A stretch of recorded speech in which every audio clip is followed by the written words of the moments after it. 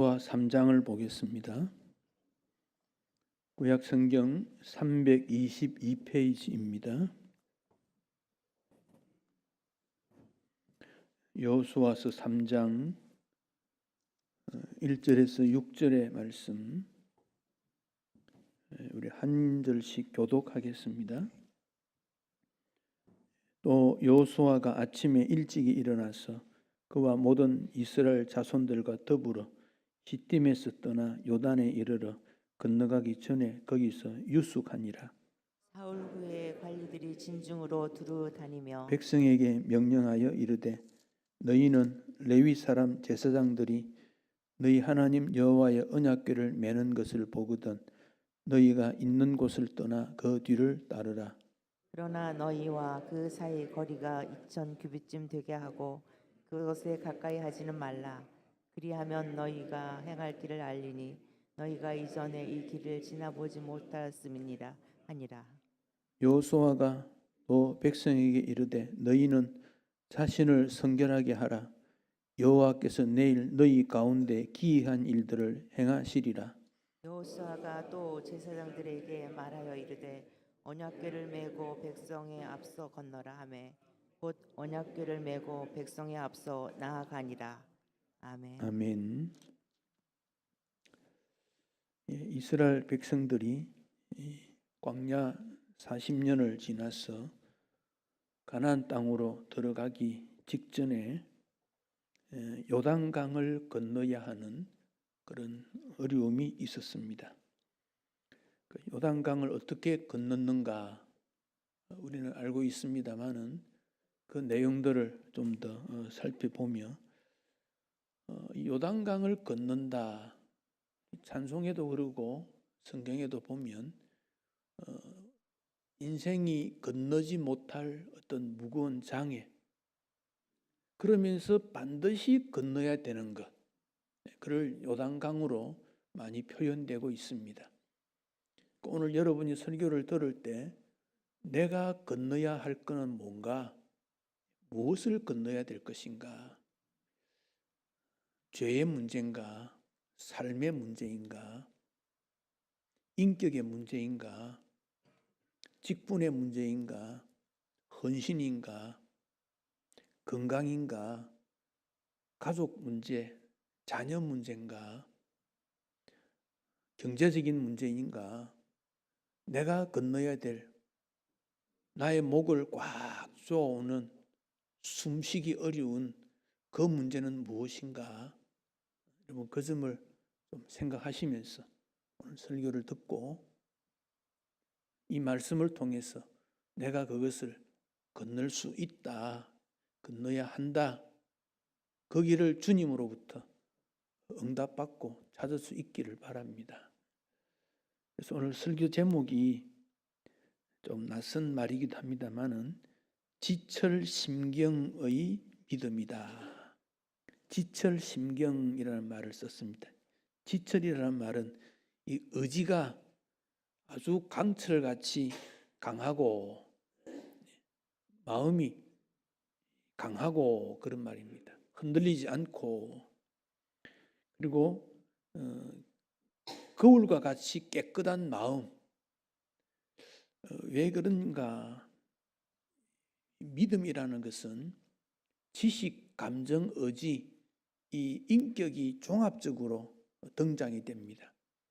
그래서 지식적 신앙은 좀 다 갖추어요. 믿음의 대상이 누구인가, 어떻게 믿어야 하는가, 주일도 잘 지키고 헌신도 하고 성경도 읽고 직분이 뭔지 지식은 다 알고 있어요. 감정도 따라가야 되겠다, 따르지 못함에 대한 죄송스러운 마음, 실천했을 때의 감사, 감정도 따라갑니다. 근데 의지, 그 믿음이 어떻게 실천해야 될 것인가, 굳센 의지가 많이 약해요. 그래서 이 의지가 부러지면 안 돼요. 청소년들이 왜 자꾸 넘어집니까? 의지가 약하기 때문에 그래요. 성도가 왜 무너집니까? 의지가 약하기 때문에 그래요. 그래서 의지가 아주 강하고 동시에 우리 마음이 깨끗해 거룩입니다. 거룩. 그런 신앙이 되면 좋겠다. 한마디로 예수님의 마음입니다. 예수님의 마음을 따라서 이런 신앙이 될 때 우리 앞에 있는 그 어떤 것도 해결할 수 있다. 자유할 수 있다. 기뻐할 수 있다. 감사할 수 있다. 그 점을 생각하게 됩니다. 지금 여러분 우리나라가 그 6.25 전쟁이 지난 지 73년이 지났습니다. 1950년 6월 25일부터 53년 7월 27일까지 약 1300일, 1129일, 1130일 정도가 됩니다. 이 전쟁은 아직 끝나지 않았습니다. 우리는 계속 뉴스 보도를 통해서도 어떤 일이 이루어지고 있는지를 알고 있습니다. 이 전쟁은 어떤 면에서는 가장 비참한 그런 전쟁이었고, 전쟁 이후에 한국은 완전히 잿더미가 되어서 모든 세계 사람들이 회복할 수 없을 거다 그렇게 생각을 했습니다. 그런데 하나님께서 우리를 긍휼히 여겨주셔서 한 세대, 두 세대, 세 세대 지나감에 따라서 얼마 전에 보도 보니까 일본보다 국민소득이 조금 더 많다. 이건 뭐 통계에 따라서 왔다 갔다 많다 적다가 중요한 것이 아니라 세계 속에 한국이 놀라운 그런 일들이 있다 하는 점을 보여주고, 아프리카에 있는 한 50여 개국 되는 나라가 한국에 와서 회의를 하고 또 초청하니까 찾아오고, 이런 과정을 통해서 한국의 위상이 높아졌음을 우리가 기억하는데, 그냥 나라의 위상이 높아졌다 거기서 머물 것이 아니라 왜 하나님께서 우리나라에 임한 축복을 주셨고, 그럼 지금 우리는 해야 될 일이 무엇인가, 그런 점들을 역사 속에서도 우리가 찾아야 된다고 생각합니다. 나라의 안정과 평화와 세계 평화를 위해서 우리는 기도해야 되고, 어떤 교회는 제가 보니까 625시간 릴레이 기도, 그렇게 해서 나라를 위해 기도하는 경우도 제가 보았습니다. 귀한 생명들이 오늘도 비참하게 죽어가는 이런 이 땅에서 하나님께서 어떻게 이 땅을 보호하시고 또 축복하신 그 이유가 뭘까? 그 점도 우리가 생각을 해야 할 것입니다. 이스라엘 백성들이 이집트, 애굽에서 노예 생활을 했습니다. 참 노예라는 것이 참 비참한 생활이지요. 견디기 어려운 시련이 있었지요. 그러다가 하나님 은혜로 애굽에서 나왔습니다. 그때는 노예로 있던 자들을 하나님이 불러내어서 훈련이 전혀 되지 않은 상태의 백성들입니다. 그 앞에 홍해가 있었습니다. 이 홍해 앞에 섰을 때 그들은 훈련받지 못했으니까 무덤이 없어서 이곳으로 불러내었느냐, 원망하고 하나님과 모세를 원망하고, 그 이해가 돼요. 왜? 훈련받은 경험이 없으니까. 그런데 광야 생활을 40년 동안 하는 동안 하나님의 인도하심을 그들은 경험했습니다. 구름 기둥, 불 기둥에 하나님의 임재를 경험했고, 십계명을 받았고, 모세를 통해 성막을 짓게 하고 하나님 말씀을 훈련시켰고, 잃어버렸던 언어, 그들의 언어도 광야 생활을 통해서 익히게 되었고, 그래서 요단강을 건너는 그들은 광야 40년 동안 훈련받은 세대들입니다. 홍해를 건널 때와 요단강을 건널 때는 건넌다 하는 건 똑같으나 그들의 배경을 보면 많이 다르다는 것을 알 수 있습니다. 우리나라가 60년대에 교회의 모습, 70년대의 신앙생활, 80년대의 교회 모습, 90년대의 신앙생활, 그리고 오늘의 신앙생활, 이 상대나 환경이나 대상이 다르다는 것을 우리가 생각해야 됩니다. 그러나 각 시대마다 요단강을 건너야 하는 듯한 결단, 무언가를 이루어야 된다고 하는 문제점, 이것은 동일합니다. 우리 모두에게 주어져 있는 삶의 현장에서 내가 건너가야 될 것, 극복해야 될 것, 반드시 해야 되는 일, 그게 있다는 겁니다. 홍해를 건넜을 때는 광야가 있었습니다. 그 광야 생활은 정말 고통스러웠습니다. 아침에 일어나면 그늘이 없습니다. 하나님께서 구름 기둥으로 하늘을 막아주지 아니하면 숨을 제대로 쉴 수 없는 뜨거운 곳입니다. 물이 있습니까? 먹을 게 있습니까? 전적으로 하나님을 의지하는 그런 삶이었습니다. 그것으로 끝나는 것이 아니고 하나님이 약속하신 젖과 꿀이 흐르는 가나안 땅으로 가야 되겠다. 젖이 무엇입니까? 소를 통해서 주어지는 거 아닙니까? 꿀은 꽃을 통해서 주어지는 것이니까 가나안 땅은 농사가 잘 되고 꽃이 가득하고 물이 있고 집을 지을 수 있고 그곳에서 하나님의 나라를 꿈꿀 수 있는 삶의 현장인 것이지요. 그것이 목적입니다. 광야가 목적이 아닙니다. 거기에 그들은 가야 한다는 것입니다. 반드시 가야 합니다. 사랑하는 성도 여러분, 우리가 믿음 생활한다는 것은 믿음의 용기가 있어야 되고 자신감이 있어야 되고 신뢰성이 있어야 됩니다. 그리고 요단강을 건너는 모습에서 모범적으로 이 요단강을 건너야 하나님의 축복과 은총이 우리에게 있다. 그 점을 기억해야 됩니다. 특별히 우리는 하나님의 나라를 위해서 이 일을 건너야 됩니다. 개인적으로는 행복과 거룩을 위해서 고통과 환난의 강을 반드시 건너야 된다. 여러분 포기하지 마십시오. 건널 수 없다 생각하면 광야에 있는 것밖에 안 돼요. 그런데 광야 40년 동안 만나를 주셨고 물을 주셨는데 40년이 지난 다음에도 지속적으로 만나가 주어지고 물이 주어지고 메추라기 주어지는 거 아니거든요. 40년이 지났는데 여전히 광야에서 배회했다면 요단강을 건너지 못하면 그는 죽을 수밖에 없어요. 마른 뼈가 되고 뒹굴어 다니는 그런 존재로 끝난다는 거지요. 그래서 요단을 건너야 됩니다. 혼자 건넌 게 아닙니다.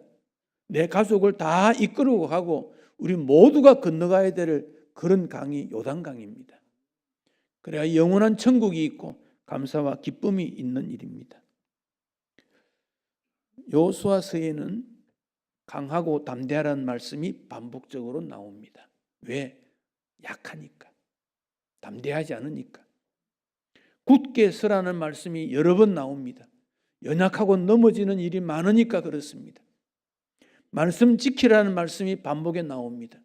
여호수아는 오직 나와 내 집은 주 하나님만 섬기겠다. 이런 신앙 고백도 나오는 것은 여호수아 전체를 볼 때 가나안 땅에 들어와도 여전히 연약하고 쓰러지고 의지할 곳이 없고 불순종하는 일들이 많기 때문에 그렇습니다. 여기 우리가 생각할 것은 지철심경이라 굳센 의지와 깨끗한 마음으로 하나님만 바라봐야 된다. 하나님만 바라봐야 된다. 신앙이라는 자체가 우러러 본다는 겁니다. 여러분 누구를 바라봅니까? 사람 바라보는 거 아닙니다. 물질도 아닙니다. 권세도 아닙니다. 오직 하나님 바라봅니다. 사람을 바라보다가 실망하는 일들이 많습니다. 사람 의지하다가 좌절감에 빠지거나 그래서 떨어지고 사람과 멀어지는 일들이 많습니다. 나는 누구 때문에, 여러분, 신앙은 하나님 앞에서인데 자꾸 사람 때문에 신앙생활을 못한다, 멀어진다, 떨어진다, 그 핑계입니다. 믿음은 대상이 하나님 아닙니까? 사람 아닙니다. 자녀들이 부모 때문에 믿음 생활 못한다, 그것도 바른 신앙이 아닙니다. 목사 때문도 아닙니다. 시편에 보면 사람은 입김처럼 가볍다 그랬습니다. 연약한 존재입니다. 도와야 됩니다. 그들은 믿음의 대상이 결코 아닙니다. 물질이 무엇입니까?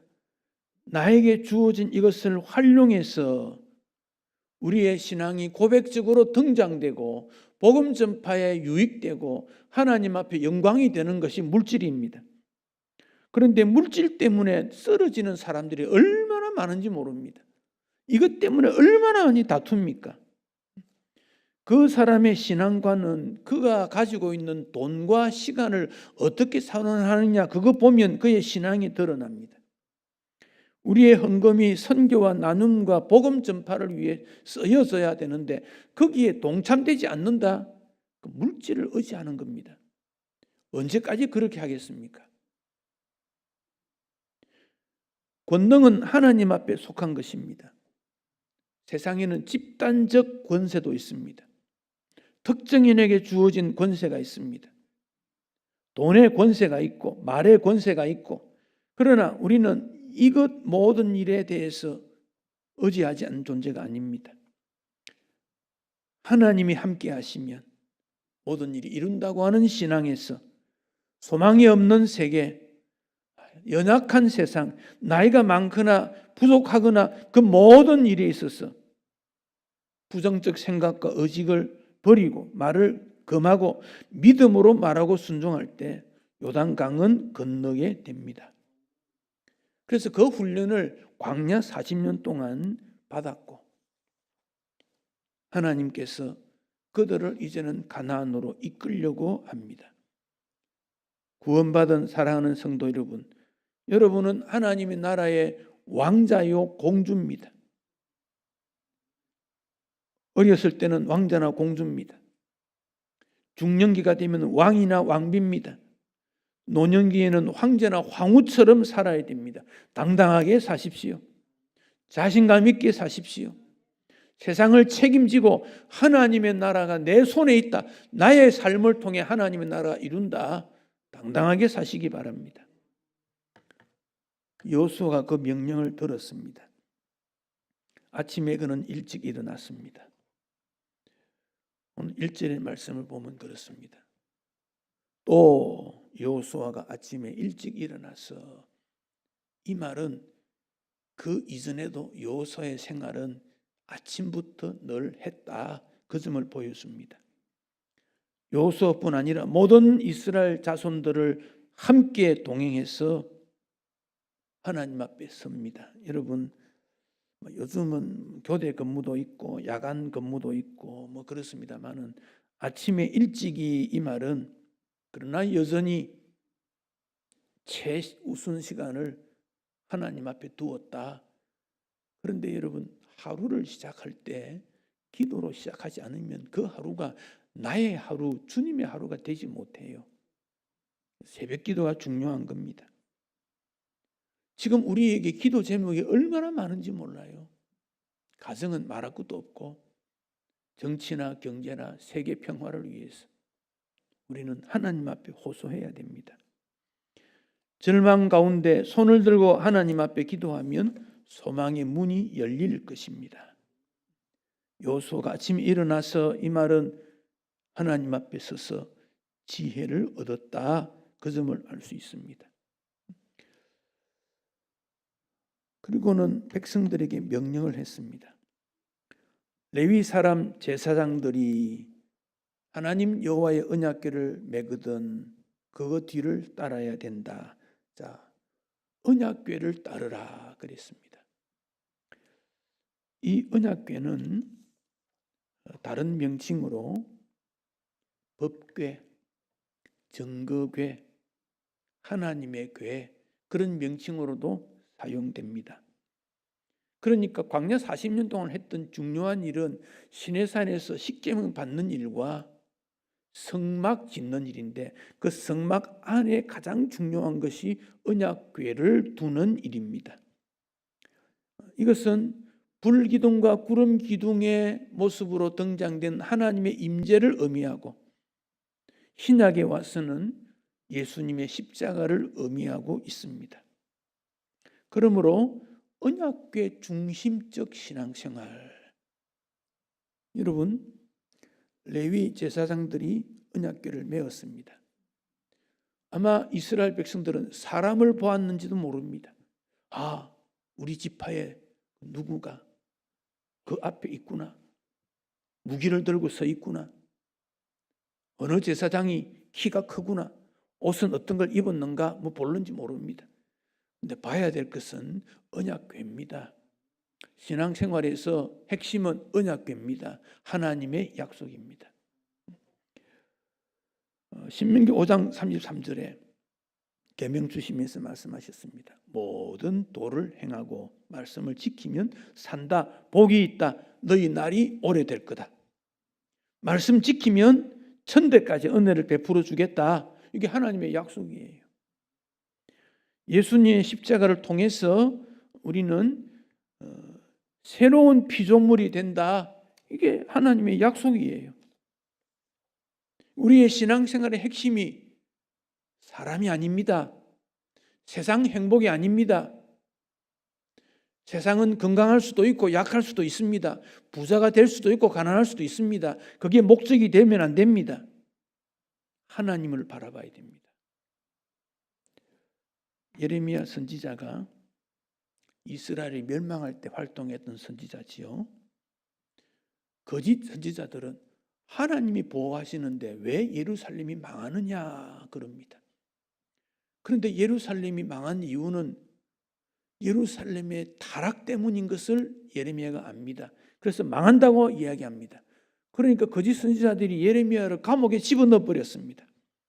감옥에 있는 예레미야에게 하나님께서 나타나셨습니다. 우리 하나님은 어떤 분이냐? 일하시는 분이다. 성취하는 분이다. 그 하나님 앞에 너 기도해. 그러면 응답하고 너가 생각지도 못하고 알지 못했던 크고 은밀한 것 보여주겠다. 여러분, 하나님의 은혜는 우리의 상상, 우리의 생각 속에 머무는 게 아니에요. 내 판단 기준 속에 하나님을 집어넣지 마세요. 하나님의 은혜는 나를 초월하는 거예요. 우리를 초월하는 거예요. 그런데 우리는 자꾸 하나님의 생각을 내 마음속에 집어넣어요. 내 영역, 내가 알고 있는 여기 자꾸 가두어둬요. 그러니까 하나님께서 일을 하실 수가 없어요.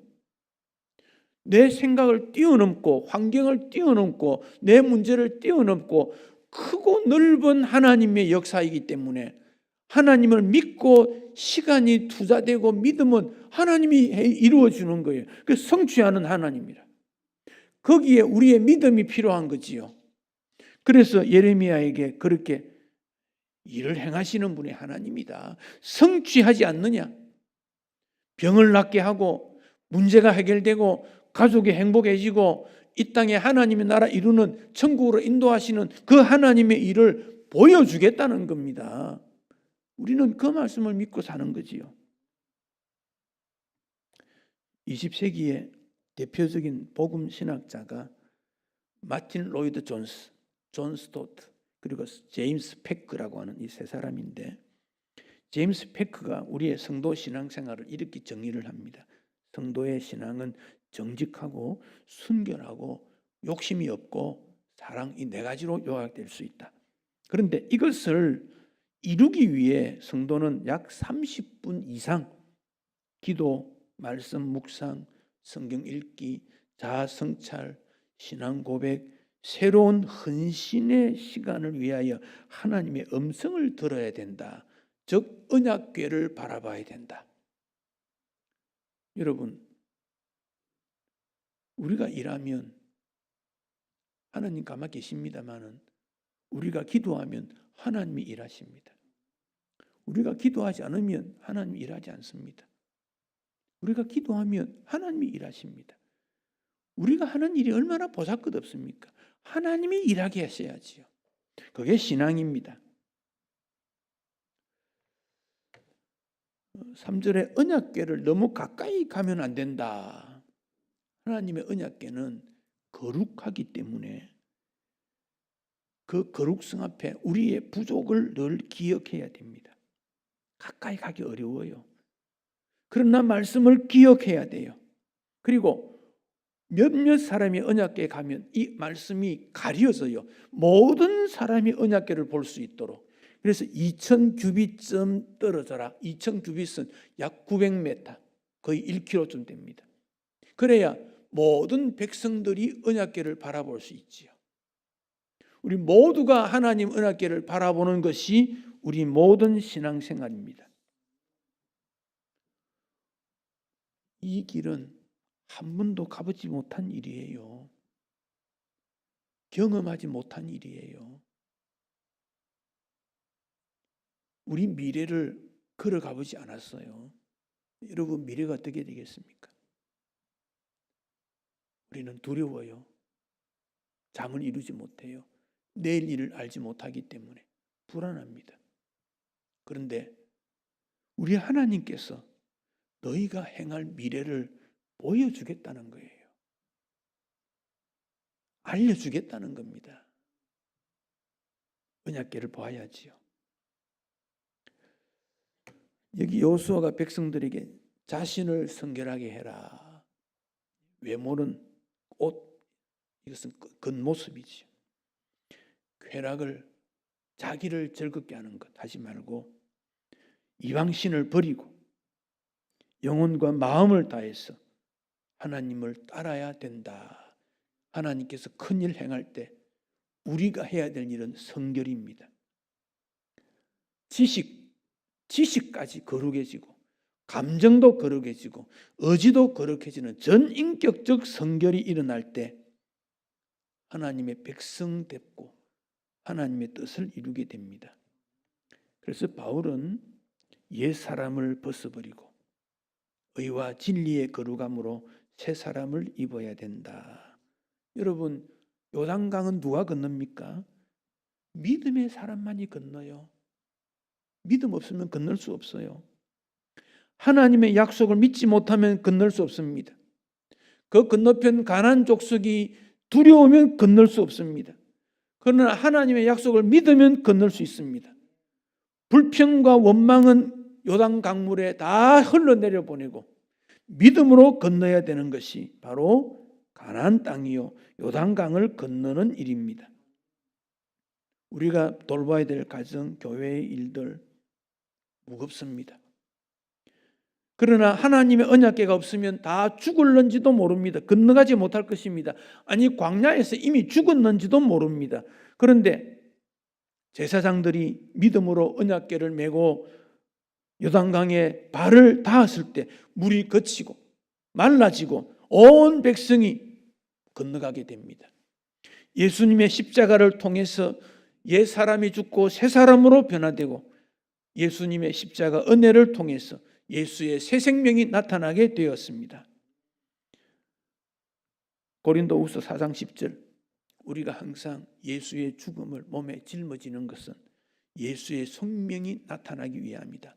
예수의 십자가를 항상 짊어질 때 예수의 생명이 우리를 통하여 나타나게 된다고 약속했습니다.